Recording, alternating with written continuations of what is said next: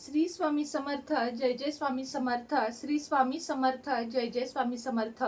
श्री स्वामी समर्थ महाराजांच्या नामस्मरणाने आजच्या व्हिडिओला सुरुवात करूया. शुभ संध्याकाळ तुम्हा सगळ्यांना. कसे आहात तुम्ही सगळे? आशा व्यक्त करताय स्वस्त असाल, मस्त असाल, स्वामींच्या सेवेमध्ये रममाण असाल. श्रावण महिन्यातील गुरुवार, शुक्रवार, शनिवार आणि सर्वच वारांना आपले असे विशेष महत्व आहे. कारण श्रावण महिना हा पावन महिना मानला जातो आणि म्हणूनच भरपूर गोष्टींचा त्याग करण्याचा हे जे दिवस असतात, जसं की बरेच जण मांसाहाराचा त्याग करतात, कांदा लसूणचा त्याग करतात, काही जण कोणतंही व्यसन असेल त्याचा त्याग करतात, बरेच जण ब्रह्मचर्य पाळतात. श्रावण महिन्यामध्ये जेवढ्या वाईट गोष्टी आहेत त्या आपल्या शरीरातून काढून एक पॉझिटिव्हिटी निर्माण करण्याचा म्हणजे सेवा आणि विशेष काही गोष्टी करण्याला या श्रावण महिन्यात खूप महत्व आहे. त्यापैकीच येतो तो श्रावणी शनिवार. श्रावणी शनिवार हा अत्यंत सुंदर दिवस आहे. तो म्हणजे आपल्या आयुष्यामध्ये शनी महाराज हे खूप महत्वाचे आहेत. आपण सगळ्या देवी देवतांची पूजा करतो. खरं तर बघा, आपण हनुमान राया आणि शनी देवता यांना विसरतो. न कळत कळत आपण फक्त शनिवारी कधीतरी मारुती रायाला नमस्कार करतो आणि त्यांच्यापाशी जाऊन येतो. तसं तर शनी महाराजांची देवघरात पूजा केली जात नाही. बरेच जण हनुमान देव सुद्धा देवघरामध्ये ठेवत नाहीत. पण माझ्या घरामध्ये आता 1 वर्ष झालं मी पंचमुखी ठेवावेत. घरामध्ये जर पूजा करायची असेल तर पंचमुखी हनुमान जे माझ्या स्वतःच्या घरामध्ये आहेत. आता याचे फायदे काय आहेत? तर हनुमान रायाची दररोज सेवा होते. त्याच पद्धतीनं हनुमान देव घरामध्ये प्रस्थापित असतील म्हणजे प्राणप्रतिष्ठा करून स्थापन केलेले असतील तर तुमच्या घरामध्ये करणी, बाधा, विशेष अशा ज्या गोष्टींना भीत माणूस की माझ्यावर करणी केलीये, मला बाधा झालीये, माझ्यावर कुणीतरी काहीतरी केलंय, ही जी भीती असते ना, भीती ही हनुमान रायाच्या नुसत्या असण्याने चकनाचूर होते. जसं की मला तुम्हाला थोडक्यात समजवायचं आहे की आपलं 5 जणांचं कुटुंब आहे तर त्याच्यातले कर्ते असतात आपले वडील. जेव्हा आपण लहान असतो तर ते वडील जोपर्यंत आपल्या घरामध्ये असतात, आपण लहान असताना, तोपर्यंत आपल्या घराकडे वाकड्या नजरेने बघण्याची ताकद कुणामध्ये नसते.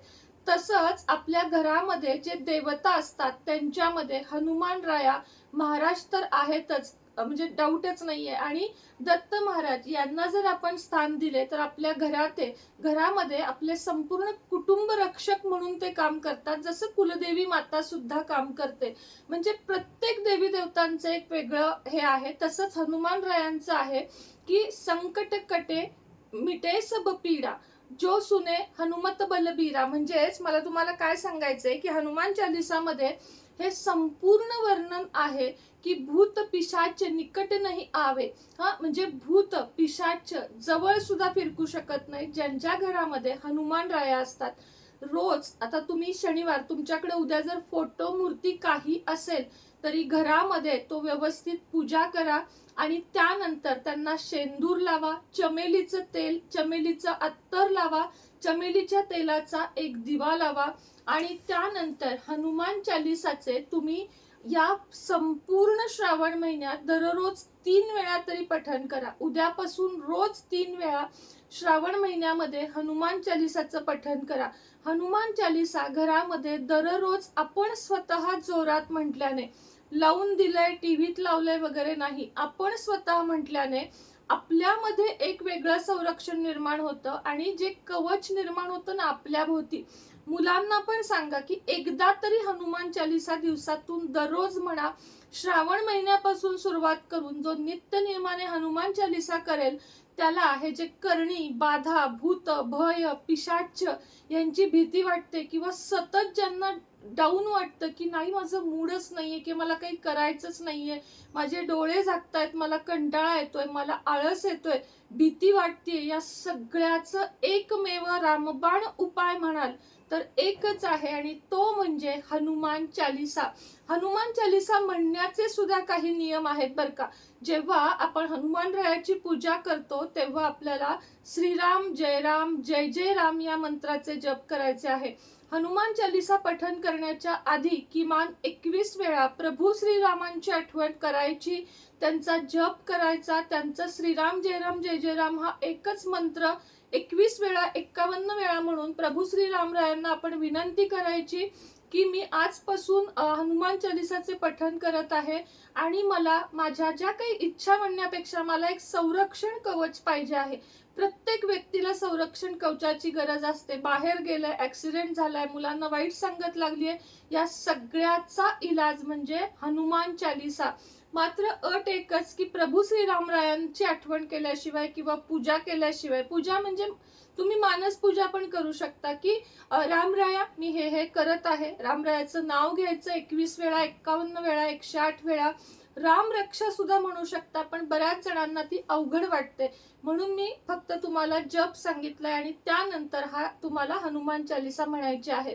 त्याच पद्धतीनं सांधेदुखी, कुठलाही आजार, दीर्घ आजार, कॅन्सर, कुठलाही कितीही आजारातनं तुम्ही जर ग्रस्त असाल तर तुम्हाला हनुमान बहुक म्हणतात म्हणजे त्याला वेगवेगळी नावं आहेत. तर ते सुद्धा जर तुम्ही युट्यूबला सर्च कराल आणि जर ते नुसतं ऐकाल, त्याला कसं म्हणायला वेळ लागतो, पण जर तुम्ही ते नुसतं ऐकाल, हनुमान बहुक किंवा बटूक सुद्धा म्हणतात, पण हनुमान बहुक हा शब्द त्याला आहे. बरेच वेगवेगळ्या शब्दांना ते युट्यूबला येऊन जातं. तर आजारपणासाठी जे आहे तर ते सुद्धा जर तुम्ही आजारी माणसाच्या, अगदी कॅन्सरनी सुद्धा ग्रस्त असलेल्या माणसाच्या उशाशी ठेवाल तर तो रिस्पॉन्स द्यायला लागेल, किंवा जर त्याला सुटकेची गरज असेल तर सुटका होईल, किंवा कॅन्सर सारख्या आजाराला जे कोणी तोंड देत आहे त्यांना सुद्धा या हनुमानाच्या या स्तोत्रांनी खूपच सुंदर फरक पडतो. फक्त करून बघा. जे काही कराल ना ते श्रद्धेनं करत जावा. तुम्ही श्रद्धेनं जे कराल ते तुम्हाला रिटर्न मध्ये तुम्हाला फळ मिळाल्याशिवाय कधीच राहत नाही. तर हनुमानांची जर तुम्हाला सिद्ध मूर्ती पाहिजे असेल, पंचमुखी, आता देवघरातनं मी आता उचलत नाही, पंचमुखी हनुमानांची अभिमंत्रित प्राणप्रतिष्ठा केलेली मूर्ती जर तुम्हाला हवी असेल तर माझा नंबर तुम्हाला माहित आहे, 77 57 94 94 41 या नंबरवर मेसेज करा. व्हॉट्सअप मेसेज, कॉल करू नका.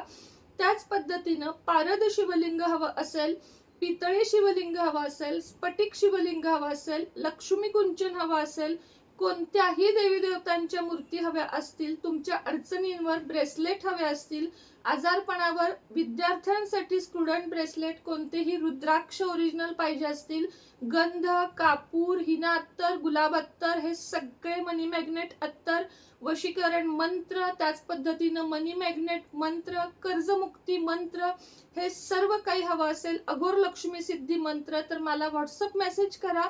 तुम्हाला काही रक्कम पेड करून या सगळ्या गोष्टी मिळतील. श्री स्वामी समर्थ.